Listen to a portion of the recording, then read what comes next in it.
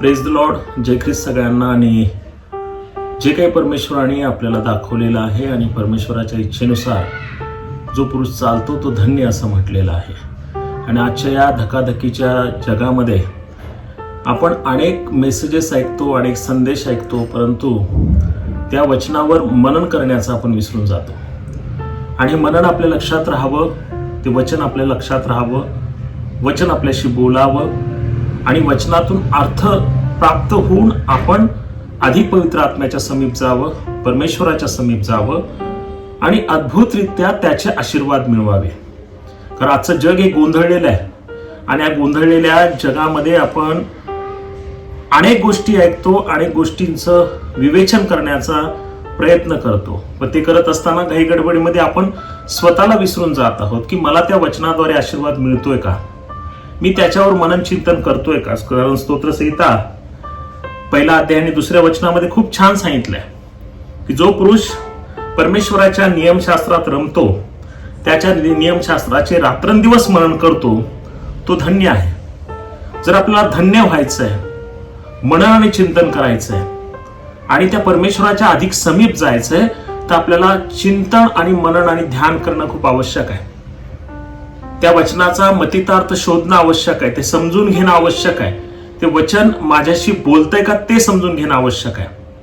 त्यासाठीच आम्ही विशेष करून या चॅनलची निर्मिती केली आहे की प्रत्येक वचनाचा अभ्यास कसा करावा, विशेष म्हणजे त्याचं मनन आणि चिंतन स्वतःच कसा करावं, त्याचा अर्थ कसा लावावा आणि त्या परमेश्वराची यशाच्या ग्रंथात सांगितल्याप्रमाणे त्याची वाणी कशी ऐकावी, यासाठी हे चॅनल अल्फा ओमेगाद्वारे विकसित करण्यात आलेले आहे.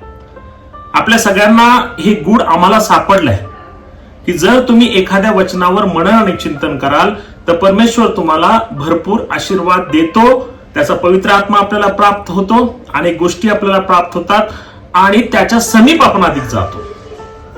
बघा, आपण ज्यावेळेस परमेश्वराला काहीतरी मागतो, मागा म्हणजे मिळेल, या वचनावर ज्यावेळेस आपण मनन करतो त्यावेळेस एक गोष्ट लक्षात येते की परमेश्वराजवळ आपण ज्यावेळेस मागतो त्यावेळेस ते 100% आपल्याला मिळतं म्हणजे मिळतं.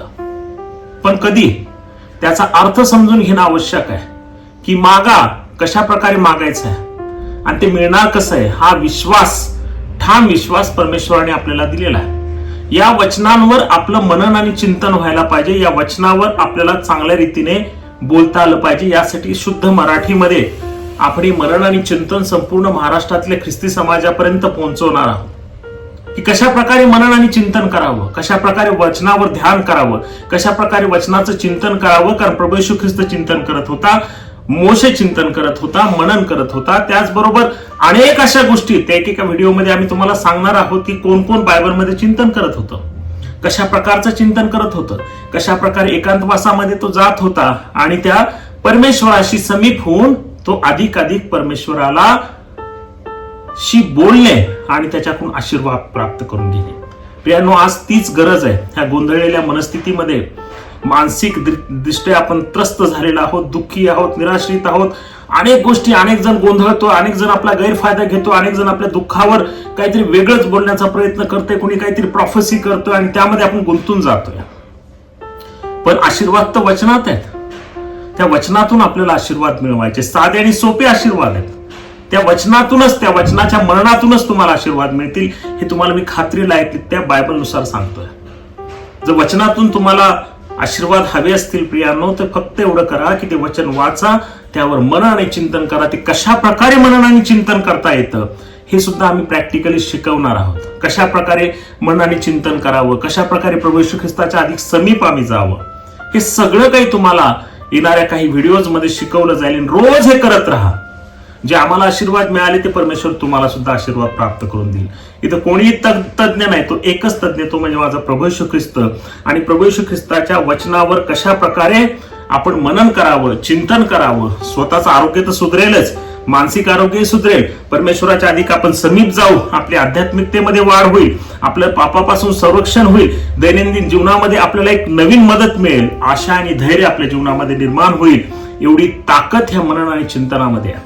तर हे कशा प्रकारे करायचंय, कोणत्या पद्धतीने करायचंय, काय केल्यानंतर काय होईल, हे सगळं आम्ही एकेका व्हिडिओमध्ये सांगणार आहोत. त्यामुळे आजपासून हा पहिला व्हिडिओ आहे.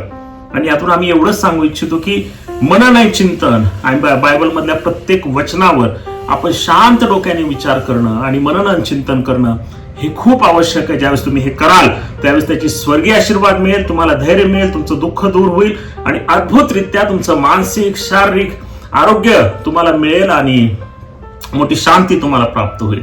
त्यामुळं दररोज सकाळी 10 मिनिटाचं मनन आपण आपल्या वचनावर करणार आहोत, जे आपल्यासाठी आपल्या आरोग्यासाठी हे खूप लाभदायक ठरणार आहे. त्याचंही डिमॉन्स्ट्रेशन कशा प्रकारे केलं जातं हे सुद्धा आम्ही दाखवणार आहोत. तर लक्षात ठेवा, आजपासून आम्ही हा व्हिडिओ करतो, अनेक लोकांपर्यंत पोहोचवा की मनन आणि चिंतनाचं एक चॅनल सुरू झालेलं आहे अल्फा ओमेगाचं. त्याद्वारे आपण भरपूर आशीर्वाद मिळवू शकतो आणि अद्भुतरित्या देवाच्या समीप पण आपण जाऊ शकतो.